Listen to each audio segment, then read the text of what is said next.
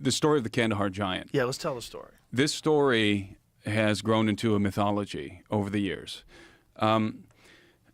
Years ago, I was working with a gentleman named Steve Quayle, and we started a production company called Gen 6 Productions. And we were making documentary films mainly about giants, mainly on the topic of giants. Giants as like referred to in the Bible, in ancient history, the Smithsonian giants. That's right, biblical and historical accounts of giants. So I was traveling around the world investigating giants, and Steve is known for his investigations into giants. And he got a phone call from an elderly woman who told him, "You need to talk to my son. My son has a story he needs to tell you."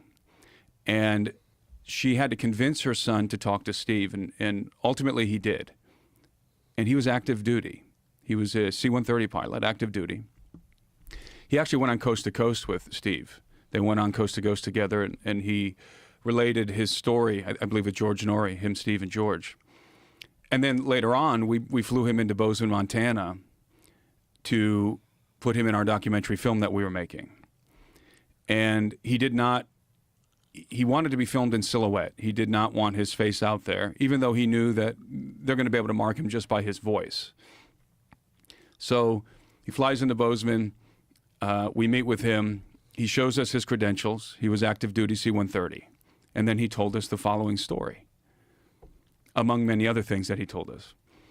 He said back in 2005, he was deployed in Afghanistan and Iraq running missions as a C-130 cargo pilot.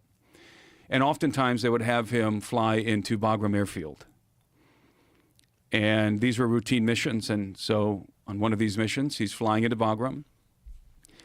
But this time when he landed, he was met, as soon as he deplaned, he was met on the tarmac by some individuals that he describes as the babysitters. He calls them the babysitters. He thinks they were either Army intelligence or Air Force intelligence guys. They didn't tell him. But this was different because when he disembarked, they told him, no photos, no mention of this ever, this never happened. So he knew that whatever was about to happen was top secret. And he had flown classified missions before, usually retrieving Taliban guys, what he described as high-valued assets. But this was different because there were intelligence guys on the tarmac waiting for something. And it turns out what they were waiting for was the cargo that was being delivered on a forklift to the C-130. And the pilot says that the first thing that struck him as this cargo was moving toward him and his crew was the odor. He said it smelled like musk, BO, and death. And it was extremely pungent. And when the cargo arrived, it was on an air cargo pallet, which is 7 by 9.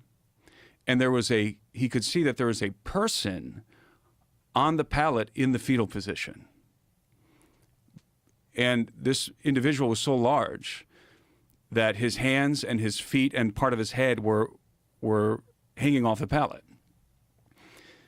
And he and his loadmaster, and there were some Marines who accompanied the pallet, who accompanied this cargo, they were actually putting their feet up to this guy's feet, this dead giant's feet, and seeing how small their feet were compared to his. Now, the giant had red hair. He had 6 fingers on each hand, 6 toes on each foot. His feet were wrapped in like a crude canvas foot wrapping. And he was solid as a rock. Again, most of his body was covered by a tarp, but the pilot and the guys around him were hitting him with their fists. And he came up to about their midsection, laying in the fetal position. And the pilot told me he was solid as a rock, this guy. And he asked the Marines, what happened? Where did this guy come from? And they told him that they had heard that there was a team that was out in Afghanistan that was looking for Taliban or something. And they came upon a cave because there was a nearby village, and the villagers were bringing food and other artifacts to the mouth of this cave. And so they thought that they're aiding and abetting the Taliban. So they went into the cave, and rather than encountering the Taliban, what they found was this enormous humanoid who killed them all. And then according to these soldiers. They deployed another team to go look for that team. And when they found the cave, they found the traces of that other team. They were ready. They were prepared. And they were able to kill the giant. In fact, the soldiers told the pilot that the giant was eating on members of the team who had killed previously.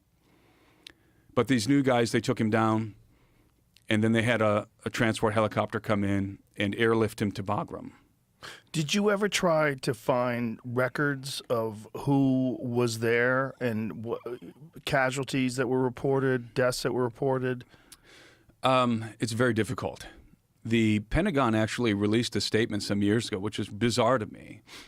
You know, basically saying, in paraphrasing, the Kandahar giant incident never happened. There was never a giant that was killed in Afghanistan. The Pentagon? So, yeah, it was a representative. It was like a spokesman from the Pentagon or something, or a release from the Pentagon. Is this available online? Yeah. They actually felt the need to debunk this. That's hilarious. Now, that gets me sketchy. Well, I believed the pilot because he was a very credible guy. He didn't want his name out there. He didn't want fame or notoriety. He was very nervous. He thought there's a good chance that they're going to recognize me by my voice. He was on Coast to Coast AM, and then he's on in our documentary.